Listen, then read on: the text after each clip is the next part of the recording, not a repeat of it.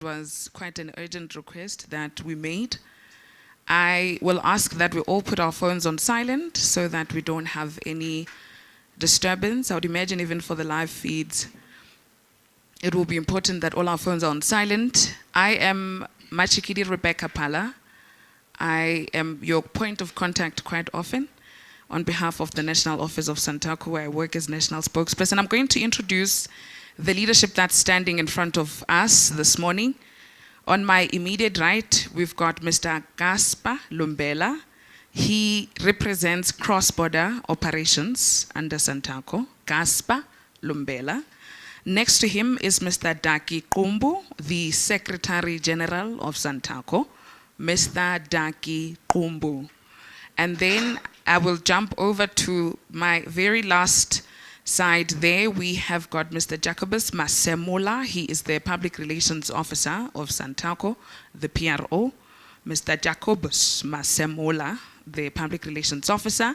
And we also have the President of Santaco, Mr. Motlhabane Apnatsebe. I'll repeat the name again for all of us. The President of Santaco is Mr. Motlhabane Apnatsebe. And I will hand over to the President to address members of the media. Mr. President. And thank you very much, Madam Spokesperson. The Secretary General of Santaco, Mr. Daki Kumbu, our Public Relations Officer, Mr. Jacobus Masemola, the Office Manager, Bitumelo Mosenuchi, the logistic team, members of the media, fellow South Africans, our valued committers, thank you for joining us. And I think over the past few days, we have listened carefully to the concerns raised by many South Africans following the joint media briefing held by the South African Police Services and Santaco. And many people have expressed disappointment and concerns. Others have questioned whether Santaco had aligned itself with law enforcement or whether we had taken a position against fellow South Africans who intend exercising their constitutional rights. We have heard those concerns and they deserve a response. Today we wish to clarify exactly what Santaco intended to communicate. Let me begin by saying this clearly to fellow South Africans. South African National Taxi Council is not a law enforcement agency. And the South African National Taxi Council is not an immigration authority. The South African National Taxi Council does not police communities, and the South African Transport Council transports communities. That's our sole responsibility. And that has been our mandate since the organization was established, and that mandate has not changed.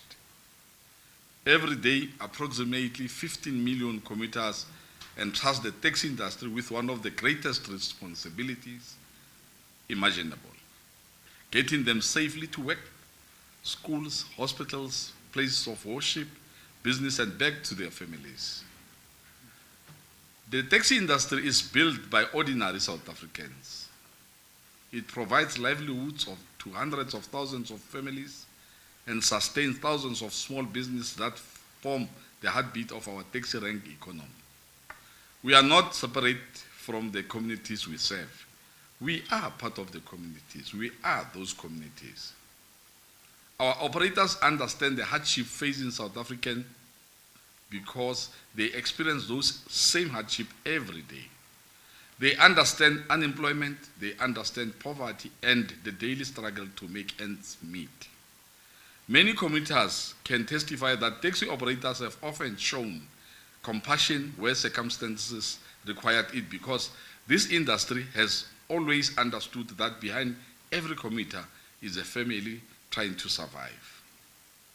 That is why our work has always centered on one objective, and that is providing safe, reliable, and accessible public transport.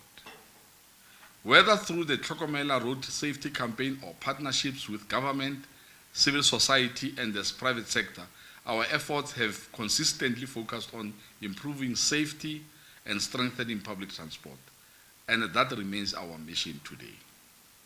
Ladies and gentlemen, much of the concerns appear to stem from our participation in last week's joint media briefing alongside the leadership of the South African Police Services. And allow me to clarify why we participated. The purpose of that engagement was never to position Santaco as an extension of law enforcement. It was never to discourage South Africans from exercising their democratic rights. It was never to suggest that Santaco would participate in enforcing immigration laws or policing communities.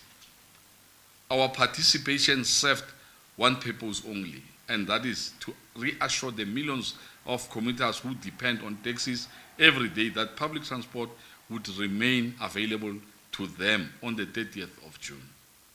While South African Police Services reassured the country that it would fulfill its constitutional responsibility of maintaining public safety. These are two completely different responsibilities, dear fellow South Africans.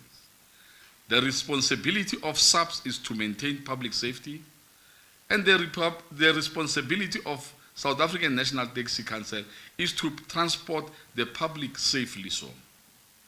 Those responsibilities complement one another, but they should never be confused. I think everyone has seen the message from the organizers of the March and March. They were saying and emphasizing that criminals must not use this as an opportunity to do their criminal activities. So, Santaco has always respected the Constitution of the Republic of South Africa. That Constitution guarantees every South African the right to peaceful protest, and we respect that right. We have never opposed peaceful protest as Santaco. We have never sought to discourage South Africans from expressing legitimate concerns. At the same time, constitutional rights are exercised alongside constitutional responsibilities. Our consistent appeal has simply been that every demonstration should remain peaceful, lawful, and free from violence, intimidation, and criminality. That is not a new position. It is the same appeal we made on the 16th of June this year. And it is the same appeal we have made whenever South Africa has experienced periods of heightened tension. We remember the painful events of May 2008, and we remember the devastating events of July 2021. Those experiences taught us that when violence overtakes legitimate protests, it is ordinary South Africans who suffer first. In those instances, lives are lost, jobs disappear, businesses are destroyed, and public infrastructure is damaged. Communities spent years rebuilding what was lost in a matter of days. Our appeal has, therefore, always been one responsibility. Not because we oppose the protest, but because we value human life, economic stability, and social cohesion. There has always been considerable discussions regarding Santaco's position on undocumented immigrants. Allow me to state our position clearly. And our position, Santaco does not determine immigration policy. Santaco does not enforce immigration legislation. Those responsibilities belong to the relevant government departments and law enforcement agencies established in terms of the South African law. Our responsibility is purely public transport and nothing more and nothing less. Equally, Santaco has never and will never support lawlessness of any kind. South Africa is a constitutional democracy governed by the rule of law. Every person within our boundaries, our borders, deserves to be treated in accordance with the law, with dignity and with respect for the Constitution. And we cannot in any way promote illegal activities in our country.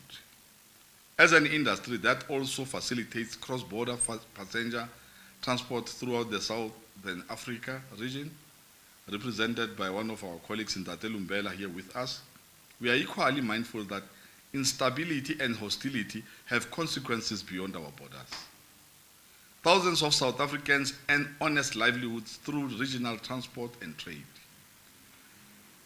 Preserving peaceful relations within our region is therefore not only a moral responsibility, but also an important economic consideration.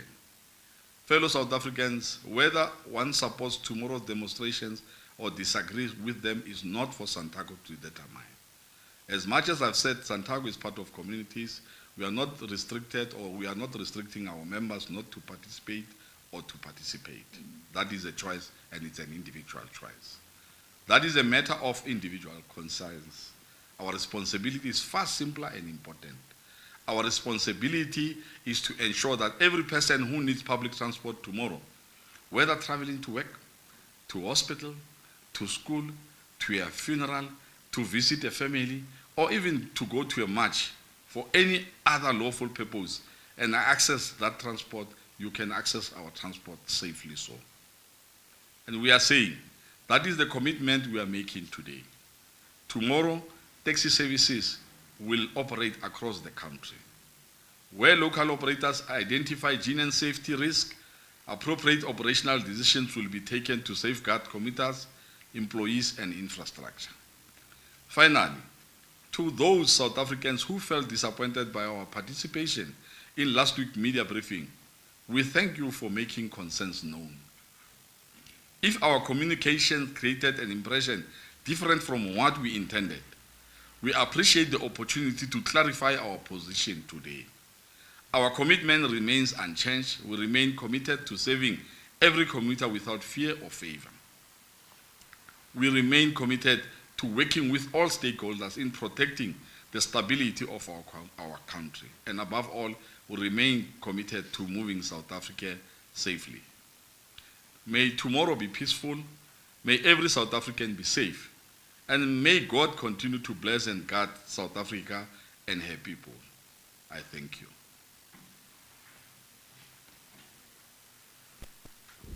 Thank you very much, President. Colleagues, we are now open to take your questions.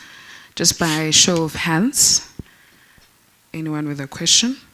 You are the first one. Mfanelo. Everyone else is fine? We'll do just one round of questions. Okay.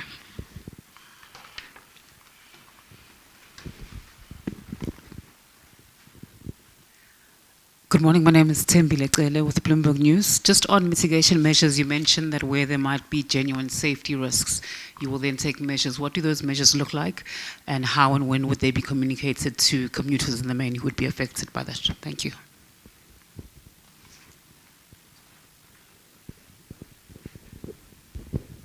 Thank you.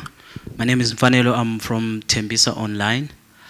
Just wanted to find out, President, I've heard your statement. You have made clear that you will be making the operations normal. Is there any safety concerns from your side since you have met the SEPs? What are the guidelines? Would it be safe for you to say, look, let's rather observe and take a decision, or let's rather operate normally as per our normal daily duties? Thank you so much. The President will respond to the questions.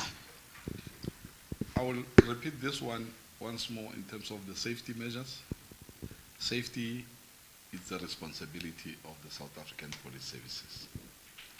In other words, what we are trying to say when we, like, the question comes up, what is it that we'll do? But I think SAPS has already committed from their side in terms of if there's unlawful activities that are taking place, they are there to make sure that everything is in order. But also taking the statement from the March and March organizers, they are saying they are not going to allow any unlawful activities.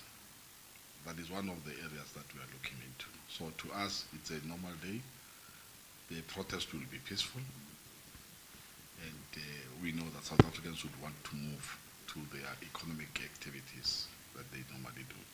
So safety concerns in general is a SAPS issue,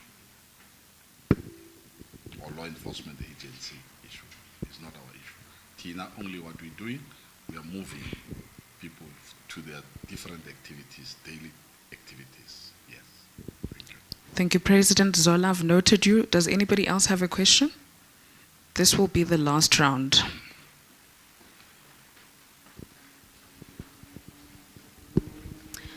Thank you very much, President Zola. Sholana from Newsroom Africa. We have heard your statement and your stance as Santaco. Now, my concern will be disruptions that will be caused by the march, because we understand that there are certain routes that the marchers will be using to get to their various destinations across the country.